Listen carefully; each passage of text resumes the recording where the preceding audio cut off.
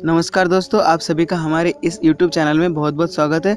मेरा नाम है कृष्णा परियार और दोस्तों आज से हम एक नई सीरीज़ देखने वाले हैं जिसका नाम है हाउ बिग इज़। ये सीरीज़ हम बनाने वाले हैं। दोस्तों आज के इस सीरीज़ का हमारा ये पहला वीडियो है। आज के वीडियो का टॉपिक है how big is Tata.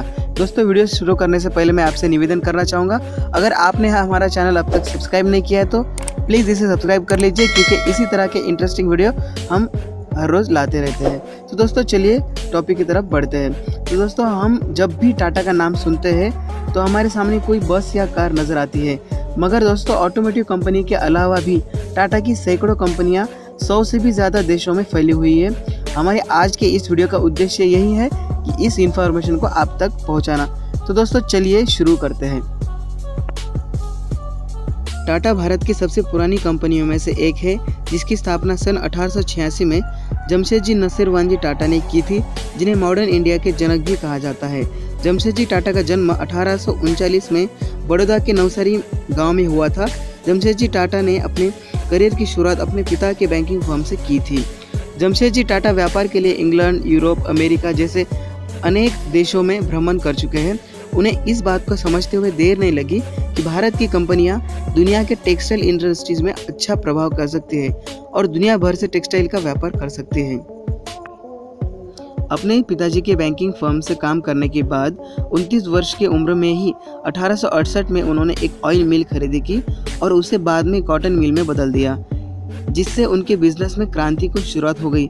Jamshedji Tata ने अपने जीवन का सपना था कि वे एक स्टील कंपनी शुरू करना चाहते थे, एक वर्ल्ड क्लास एजुकेशन इंस्टीट्यूट शुरू करना चाहते थे, एक 5 स्टार होटल शुरू करना चाहते थे और एक हाइड्रो इलेक्ट्रिक पावर प्लांट शुरू करना चाहते थे।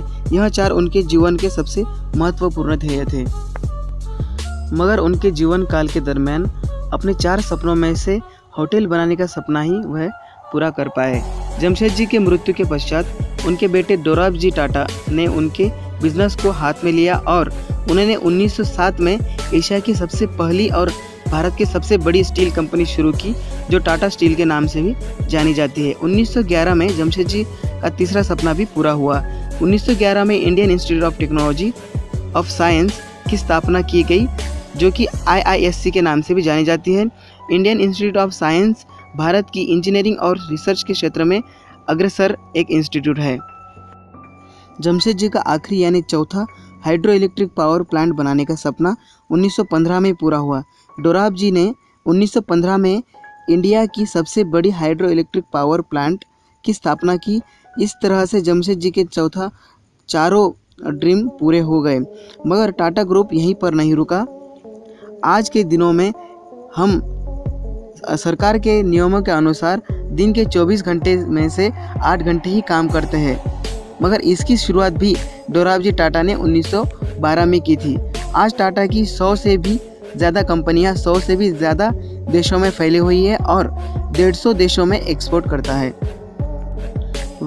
तो चलिए अब देखते हैं कि टाटा ग्रुप एग्जैक्टली कितना बड़ा है। सन 2015 में टाटा ग्रुप कंपनी का रेवेन्यू $103.51 बिलियन, जिसकी आज की कीमत अगर हम लगाएं तो 7,400 करोड़ रुपए है, जिसमें से 67% रेवेन्यू भारत के बाहर से यानी अन्य देशों से आती है। तो टाटा ग्रुप कंपनीज में दुनिया भर में से लगभग 6,60,000 एम्प्लॉयज़ काम करते हैं। 6,60,000 लोगों को रोजगार मिलता है।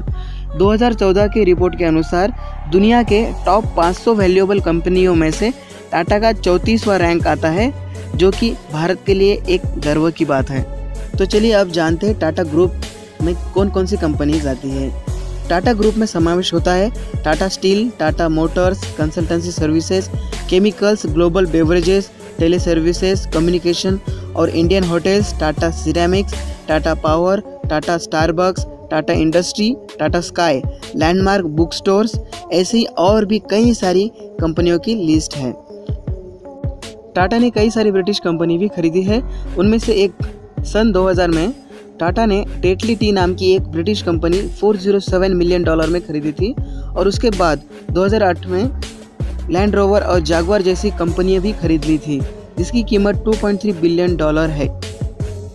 एक बहुत ही इंटरेस्टिंग स्टोरी मैं आपको बताना चाहूँगा। सन 1999 में रतन टाटा और उनकी टीम अपनी टाटा मोटर डिवीज़न को बेचने के लिए फोर्ड कंपनी के पास गए थे, तो उनका यह कहकर मजाक उड़ाया गया कि तुम्हें कार के बारे में तो कुछ भी पता नहीं है, फिर तुमने पैसेंजर कार बनाने के बारे में सोच भी कैसे लिया।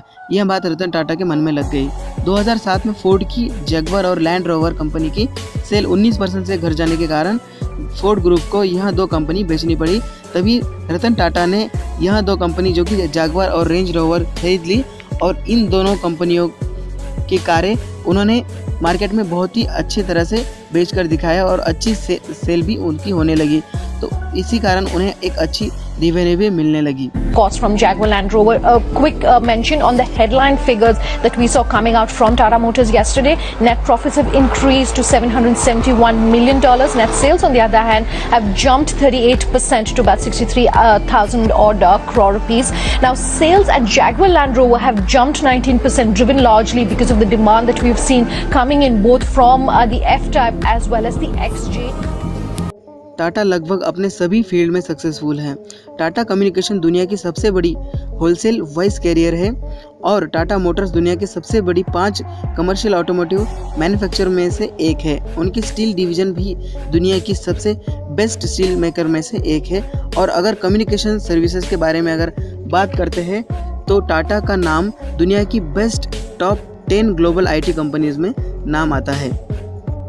ग्लोबल बेवरेजेस डिवीज़न दुनिया की सेकंड लार्जेस्ट टी कंपनी मानी जाती है और केमिकल डिवीज़न भी दुनिया की सेकंड लार्जेस्ट सोडा ऐश की मैन्युफैक्चरिंग माने जाते हैं। सोडा ऐश ग्लास बनाने के लिए इस्तेमाल किया जाता है। टाटा जैसे रेवेन्यू में आगे है, उसी तरह सोसाइटी को रिटर्न करने में भी अग्रसर है। टाटा ग्रुप दुनिया भर में medical research, technology, science, education, social welfare और हेल्थ केयर में भी अपनी कमाई का कुछ हिस्सा सोसाइटी के लिए खर्च करते हैं। आशा करता हूं दोस्तों आज के इस वीडियो के माध्यम से मैं आप तक कुछ अच्छी जानकारी पहुंचा पाया हूं। दोस्तों आपको ये वीडियो अगर अच्छा लगता है तो प्लीज़ इसे लाइक कीजिए, शेयर कीजिए और आप हमारे चैनल पर न्यू हैं तो प्लीज़ हमारे चैनल को सब्सक्राइब कीजिए। तो मिलते हैं अगले वीडियो में एक नए टॉपिक के साथ। तब तक के लिए जय हिंद, वंदे मातरम।